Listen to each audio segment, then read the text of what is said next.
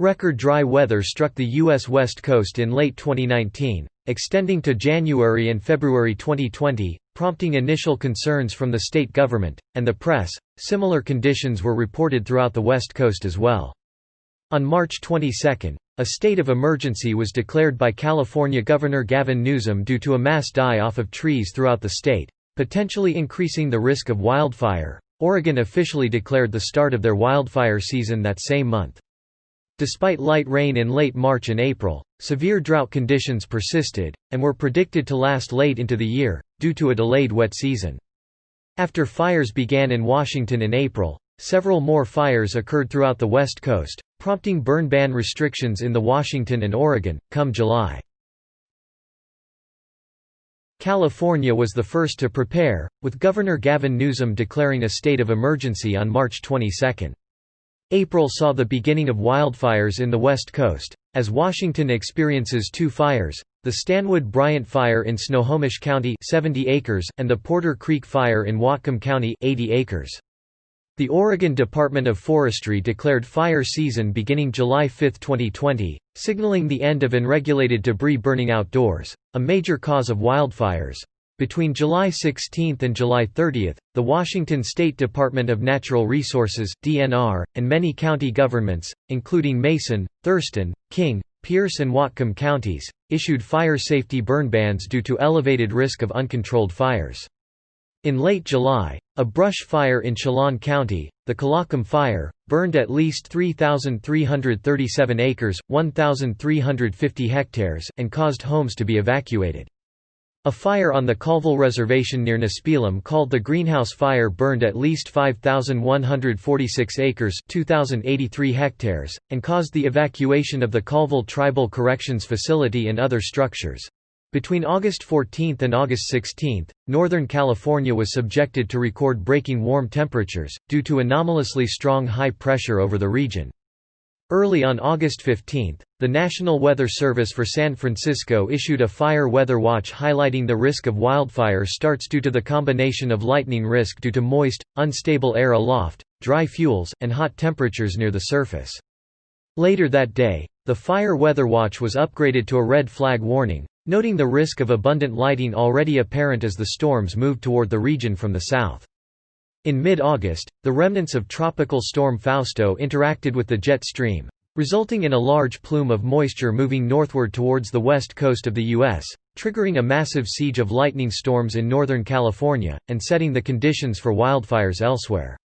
Due to abnormal wind patterns, this plume streamed from up to 1,000 miles (1,600 kilometers) off the coast of the Baja Peninsula into Northern California. This moisture then interacted with a high-pressure ridge situated over Nevada that was bringing a long-track heat wave to much of California and the west. These colliding weather systems then created excessive atmospheric instability that generated massive thunderstorms throughout much of northern and central California. Such thunderstorms are rare for California, but were more typical of Midwest garden variety storms, with one location near Travis Air Force Base going from around 80 degrees Fahrenheit (27 degrees Celsius) to 100 degrees Fahrenheit (38 degrees Celsius) in nearly 1 to 2 hours. Additionally, much of these storms were only accompanied with dry lightning and produced little to no rain, making conditions very favorable for wildfires to spark and spread rapidly. As a result of the fires, on August 19, Governors Kate Brown and Jay Inslee declared a state of emergency for Oregon and Washington respectively. By August 20, the Palmer Fire near Oroville, Washington, which started August 18, had reached 13,000 acres, 5,300 hectares, and forced evacuation of up to 85 homes. The largest of the fires in the Olympics reached 2.4 acres (0.97 hectares) by August 20.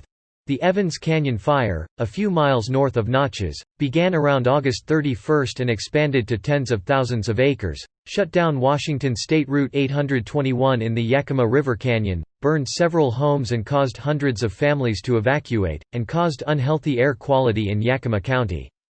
By September 6, it had burned almost 76,000 acres. The August 2020 lightning fires include three of the largest wildfires in the recorded history of California: the SCU Lightning Complex, the August Complex, and the LNU Lightning Complex. On September 10, 2020, the August complex became the single largest wildfire in the recorded history of California, reaching a total area burned of 471,185 acres, 1,907 square kilometers.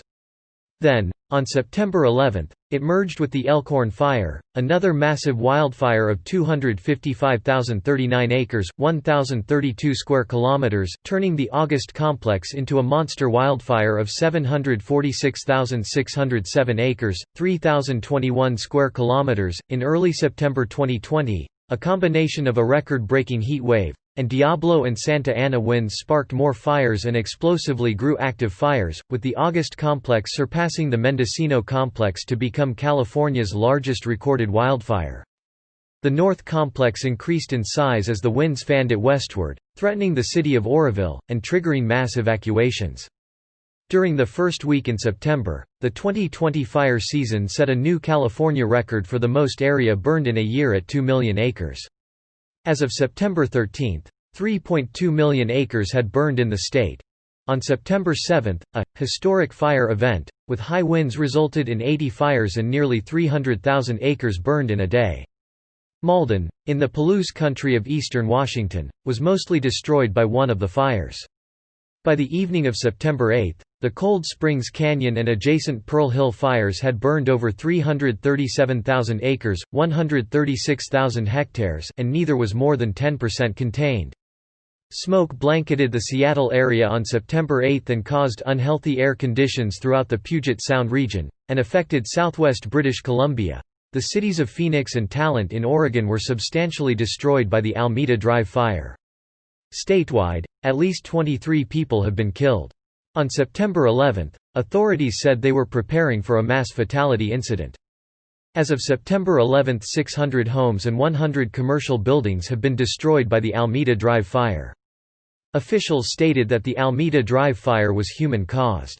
On September 11, a man was arrested for arson, for allegedly starting a fire that destroyed multiple homes in Phoenix and merged with the Alameda Drive fire.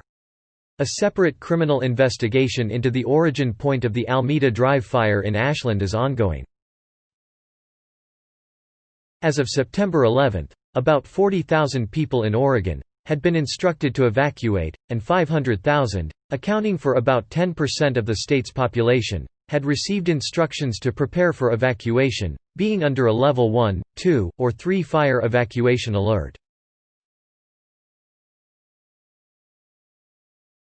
False rumors were spread on social media that Antifa activists involved in the nearby George Floyd protests in Portland, Oregon were deliberately setting fires, and were preparing to loot property that was being evacuated.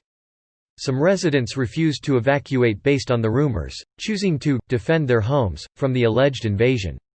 Authorities pleaded with residents to ignore the rumors. QAnon followers participated in the misinformation, with one false claim that 6 Antifa activists had been arrested for setting fires amplified by Q specifically. Days earlier, U.S. President Donald Trump and U.S. Attorney General Bill Barr had amplified false social media rumors of preceding months that planes and buses full of Antifa activists were preparing to invade communities, allegedly funded by George Soros. The COVID-19 pandemic brought new challenges for firefighters fighting wildfires due to the quick transmission of the disease. The California Department of Forestry and Fire Protection (CAL FIRE) implemented new protocols such as wearing face masks and maintaining social distancing while resting. Social distancing made firefighting less effective. Before the pandemic, many firefighters were transported via pickup truck to the fire. Due to the pandemic, only a few are transported at a time currently. The following is a list of fires that burned more than 1,000 acres (400 hectares) or produced significant structural damage or casualties.